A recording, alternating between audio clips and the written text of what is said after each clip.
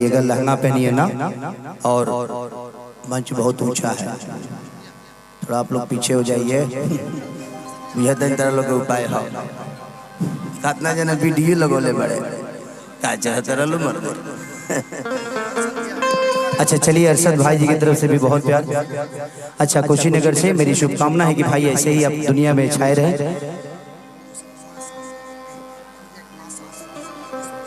ये अच्छा, इस साउंड का माँ साउंड नाम है। Thank you so much. आप अपना नंबर दे दीजिएगा मुझे, क्योंकि बहुत कम ऐसे जगहों पे हम लोगों को अच्छी साउंड मिलती है, और साउंड की वजह से बहुत सारा कार्यक्रम नुकसान हो जाता है। बड़ा अच्छा लगा और मजा आ रहा है आपकी साउंड पे गाने से। तो इधर की कोई भी कार्यक्रम होगी या बिहार भी सटा हो जो है हम लोगों से, तो उधर भी होगा तो हम कोशिश करेंगे कि आप हमारे साथ रहें और हम एक दूसरे को कोऑपरेट करें। हाँ अच्छा, अपना अपना कार्यक्रम, ओके, क्या बात है। अच्छा, भटनी में आप ही थे, अतेब रहम तहर नाम जन्नी हो, पहले ही बता दिला रहता। चल देखा बाबू,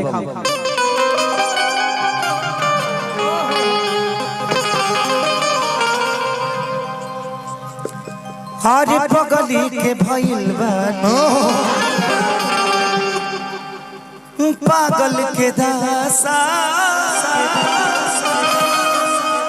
आज हमरा पता चलल प्रेम के भाषा, कि रोते रोते मिले हमसे आयल बड़ी, कि रोते रोते मिले हमसे हरी आयल बड़ी, हमर जान आज हराती से लटाइल बड़ी। चलिए इस गाने को भी सुना दूंगा। माने हमारे अन्नपूर्णा फिल्म के माध्यम से ये गाना, और हमारे देखिए इधर आइए, आप लोगों को कुछ पर्ची करा देता हूँ। इधर इधर इनको तो आप लोग पता नहीं जानते ही होंगे, मुझे लगता है कि बहुत लोग जानते होंगे। मेरे जीवन में सबसे बड़ा गाना इन्हीं का लिखा हुआ है कि हो खत बियाह तू तो फूल गइलू, काहे खेसरिया के भूल गइलू, कि पवन के गोदी में झूल गइलू।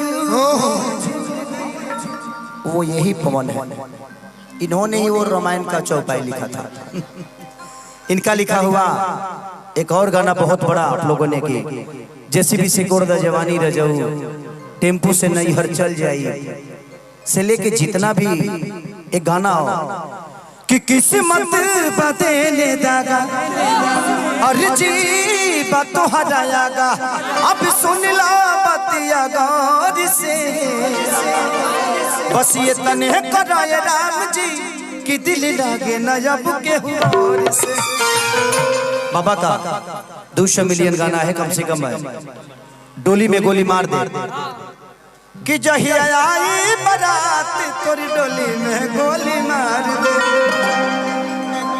वो मनोरंजन है, तू रियल में मत कर दिया। वो एक गाना है, वो हम इतना पागला सीखना है कि डोली में गोली मार दे, हमारे खुदे फंसे के डर रहेला। हम गा सकीले, वो एक मनोरंजन के हिसाब से आप लोग लीजिएगा उसको, अन्यथा अपने दिल पे मत लीजिएगा और ऐसा घटना मत करिएगा, आपके जीवन में भी कोई आएगा। तो बाबा प्रणाम। बाबा ने बहुत अच्छे अच्छे गाने लिखे, अब आप भी आ जाइए। इनको तो कौन नहीं जानता है, हमसे ज्यादा तो यही रहते हैं चर्चा में। चलिए, अखिलेश कश्यप जी हैं, ये भी ब्राह्मण कुल से ही है, और इनका भी आशीर्वाद हमें हमेशा मिला है। इनका पहला गाना मैं पहली बार गाया था कि गोरी तोरी चुनरी झलकौआ झलकौआ, जान मारे लहंगाई लखनऊआ। उसके बाद इनका गाना होली में गाया था कि 2 रुपया हो 2 रुपया 2 रुपया, काची दुरंगाई ले अब 2 रुपया हो, काची दुरंग खाती 2 रुपया। इसलिए इनका उसके बाद इनका गाना लगातार सारे गाने चलते रहे। अभी इनका गाना कि तोरा अखिया के कजरा झगड़ा करा दिले बा। अभी इन्होंने डोली अभी जो हरदी लगे जान के बाबा की कंपनी से है, तो आप लोग इनको भी प्यार और आशीर्वाद ऐसे ही देते रहिए। चलिए बाबा बाबा चलिए परिचय हो गया, ही करो परिचय। अब तहार परिचय रुको नहीं, बाद तोहरे के दे भैया। अच्छा अंगद भैया, अरे अरे और कैसे हैं? Thank you so much. तू दू जनी नचबो तो ना, तो हमरा कब लागत है जे कब हम नीचे चल जाब, तू हमरा ऊपर आ जाए, तो दू जनी रहबो ना तो अच्छा लगे। हां पकड़ लेबू, बड़ा पकड़ा तरु ठीक बा, पकड़ ली। हम चाहते नहीं कि हम गिरी तो तू पकड़ लो। देखा बाबू देखा,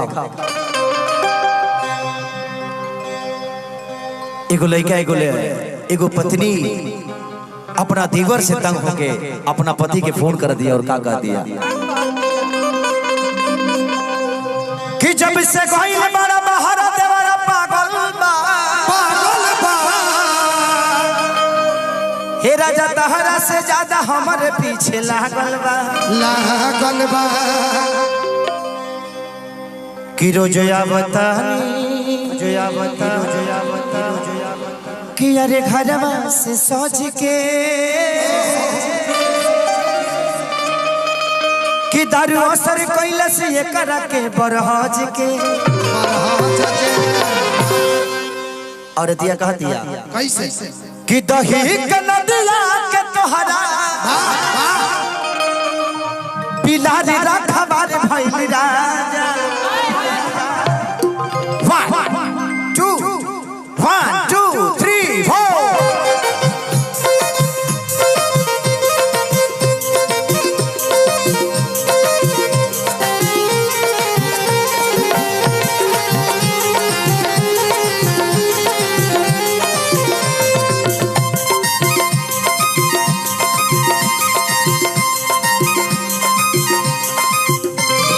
दही के नदिया के तोहरा बिलारी रखवार भइल राजा।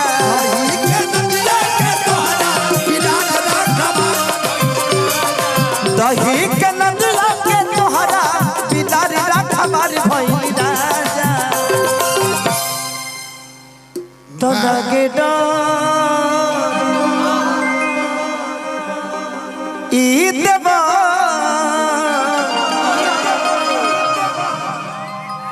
ब्यास ठीक से नीचे नंगतार है, हमरा नीचे नंगा तरबा। हाँ नीचे बा, तू ही जोरले रहा का कुछ बोल देता रहा लो। देखिए थोड़ा सा बाबू आप मेरे से दूर रहिएगा, हम शादीशुदा आदमी हैं।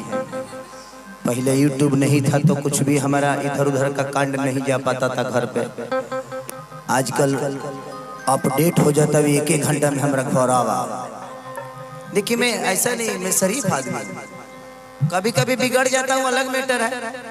आ कौन है दुनिया में जे साधु बाबू बिगड़ल नहीं है? ये दुनिया में सबसे बढ़िया साधु वही हुआ है जो सबसे ज्यादा बिगड़ा था। वाल्मीकि को देखिए, वाल्मीकि तो मारा करते थे, लेकिन उन्होंने रामायण की रचना कर दी। तो जब सारा बुरा कर्म से उन्नति हो जाए, छोड़ा का करे के भाई कहिए ले बनी। अभी बता बजे दारू तो तबे छोड़बो जब दारू पिए ले होगबो ना यार, बहुत बेकार चीज है। तो जब तक आपको महसूस नहीं होगा तब आप जीवन में आदमी नहीं बनिएगा। और कह दिया बाबू कि लगे डर इते बड़ी करी घाती ये राजा, लगे डर इते बड़ी करी घाती ये राजा। दिन रात रहे छतिया हाथी ये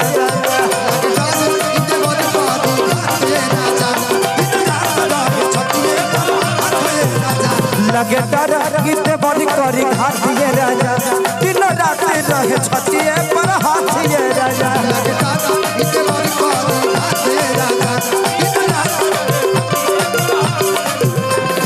धूप में निकला ना करो रूप की रानी,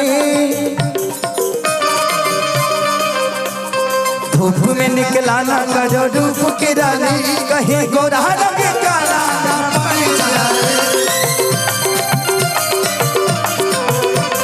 पंथ है पथरीला पैदल न चलो तुम, पंथ है पथरीला पैदल न चलो तुम। कहीं गोरा